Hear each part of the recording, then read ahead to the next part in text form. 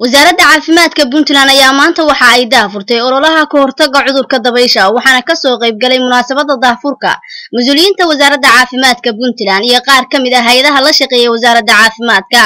iyo qaybaha kala duwan ee bulshada. ololaha tallaalka ayaa waxa wasaaradda caafimaadku ay ugu baaqday dadweynaha ku dhaqan Puntland inay ka faa'iideystaan ololaha tallaalka. agaasimaha guud ee wasaaradda caafimaadka Puntland Cabdirasaaq Xirsi Xasan ayaa sheegay in wasaaradda caafimaadku ay muddo ka howlaneyd ciribtirka cudurka dabaysha. waxyaalaha soo kordhiyay marka waxa kamid ah awal hadii waxa laba dhibcood ayaa si joogta mar uu bilowba la bixin jiray si arintaasi loo sii xoojiyo ayaa waxa lagu daray tallaalka horeyna uu socday laakiin isagoo rootiinka lagu daray oo ah kan MCJ-da iyo xarumaha caafimaadka ka baxa loo bedelay loo yaqaan ABV oo ah asaga oo irbad ah arrintaas marka xarna inaan bulshada u sheegno in aad iyo aad looga faa'iideysto oo ololayaasha tan way dabarka ay dooraan waxa ma sanadkan hadda 2 ama 3 ka badan ee la qaban doonin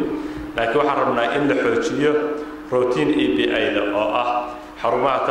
xarumaha MCJ-da hooyada dhallaanka.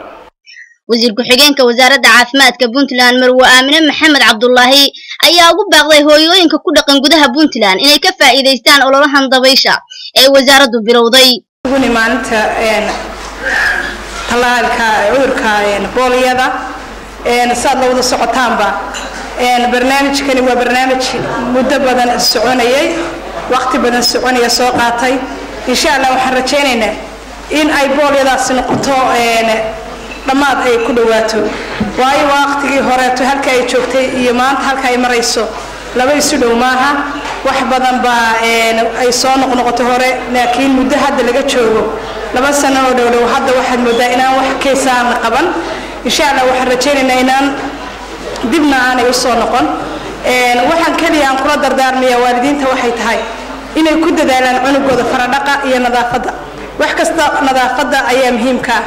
haddaan nadaafada jirin cudurku waa jiray halkiisu taagnaanaya laakiin nadaafaddu diinteenu say sheegtay nadaafatu min ad-diin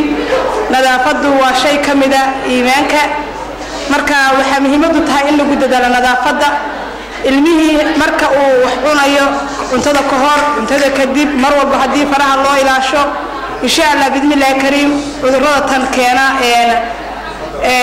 shanta cudur dilaaga ilmahaasi waa ka badbaadiyaa insha Allah hadii Ilaahay qadaro wasaaradda caafimaadka waxay had jeer u taagan tahay sidii ay u horumarin lahayd caafimaadka bulshada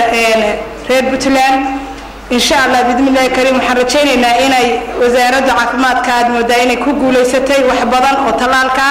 ama xanuuno badan ba oo hadeer aad moodaysay inuu aad u soo kobcayay inay hoos u dhigeen garafkooda aad hooseeyo